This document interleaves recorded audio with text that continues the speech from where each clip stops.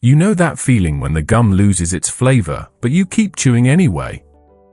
That's what many of us do with our jobs. Not because we love it, but because we're afraid to spit it out.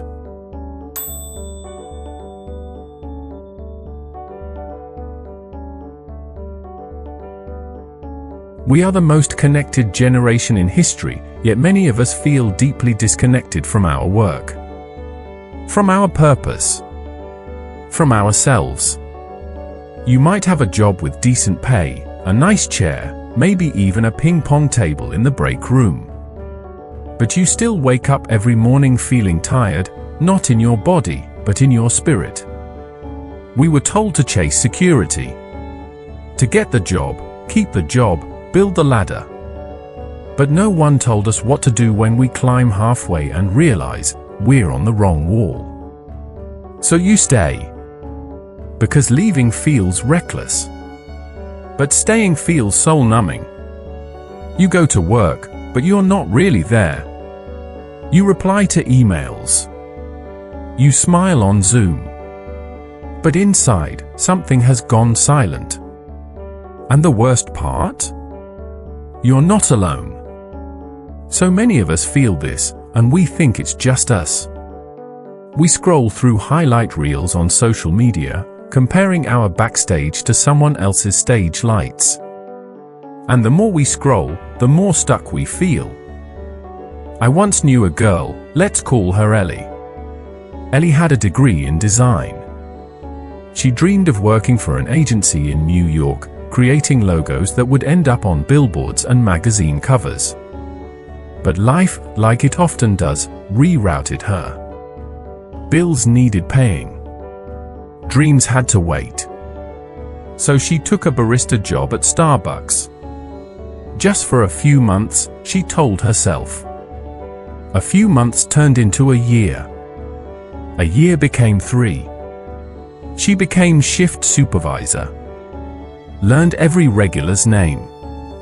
Could make a caramel macchiato with her eyes closed.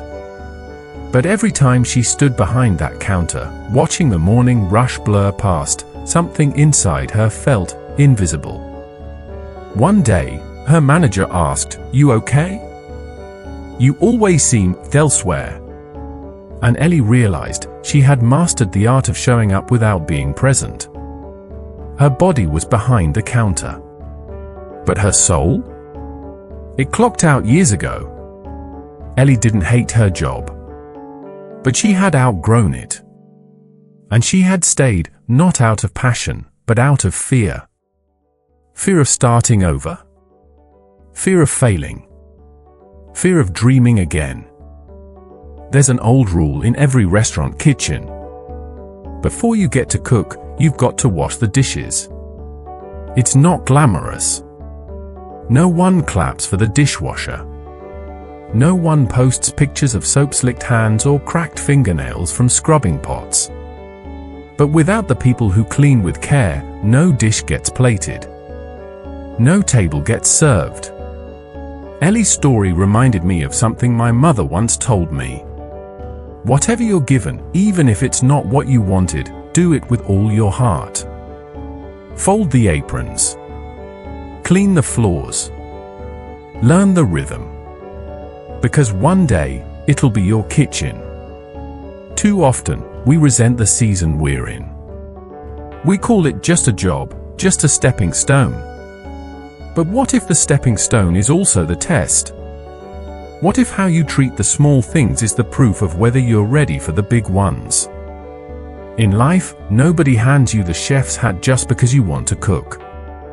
You earn it by scrubbing, by showing up, by respecting the space you're in, even when it's not your dream yet. There's a big difference between leaving because you're ready and leaving because you're angry. One comes from clarity, the other from chaos. We've all had those moments, walking out of a meeting with clenched fists, replaying that one tone-deaf email, telling ourselves, "That's it. I'm done." And maybe you are. But the question is, are you done growing here? Or just done feeling hurt here? If you leave too early, without learning, without building, without contributing, you don't walk away with a story. You walk away with a scar. And if you think quitting will solve all your problems, you're probably not asking the right questions. Ellie almost quit on a bad day. But she didn't. She stayed just long enough to leave on her terms, with a portfolio she built at night, a plan she created on weekends, and the confidence that she didn't run, she rose. So before you walk out, ask yourself, am I leaving because I'm small here, or because I've outgrown this place? There's a saying in the world of investing: $1 of preparation is worth $10 of cost. And it's just as true when it comes to your career. Quitting may feel like freedom. But freedom without a plan is just chaos with no curfew. Ellie didn't leap blind. She used her off hours to study branding. Took on freelance gigs for free to build her portfolio. Watched tutorials at midnight while the world slept. She saved every extra dollar, not for a vacation, but for the bridge out of the coffee shop. She knew something wise. Use the job you hate to fund the life you love. Your job today may not be your passion, but it can still be your patron. Let it pay for your next class. Let it sponsor your next step. Let it buy you time to build something that feels like you. And while you're at it, build more than skills. Build discipline. Build grit. Build the version of you who's ready for what's next. Growth doesn't always start with change. Sometimes it starts with respect. Respect the job you have, even if it's not your dream job. Respect the season you're in, even if it feels like a detour. Because how you show up now is exactly how you'll show up when the spotlight's on you. You don't rise by running. You rise by rooting. Rooting into the present moment. Rooting into who you are when no one's watching. Because those roots, they'll hold you when the next storm comes. Ellie didn't just leave her barista job. She outgrew it, with grace. And when she finally stepped into her next chapter, she brought everything with her. Her work ethic. Her humility. Her midnight discipline. All built in the quiet hours no one applauded. So if you're still in a place that feels too small for your soul, don't shrink. Shine. Do what you do now with such heart that the future can't help but open its doors.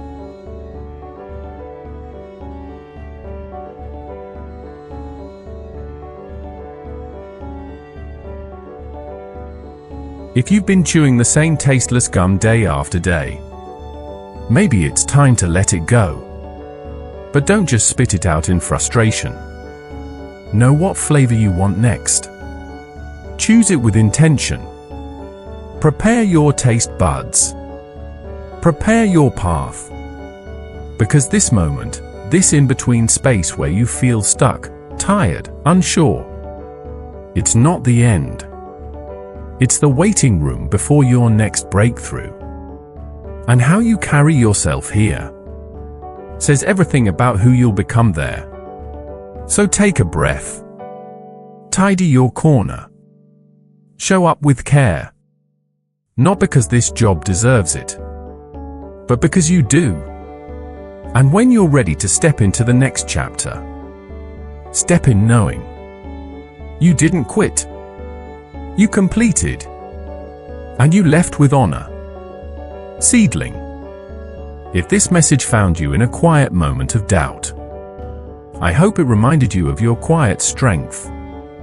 Leave a comment below and tell us, what are you preparing for? And if you're ready to live with more clarity, courage, and calm, subscribe to Today is a Gift. This space was made for you. No pressure. Just presence.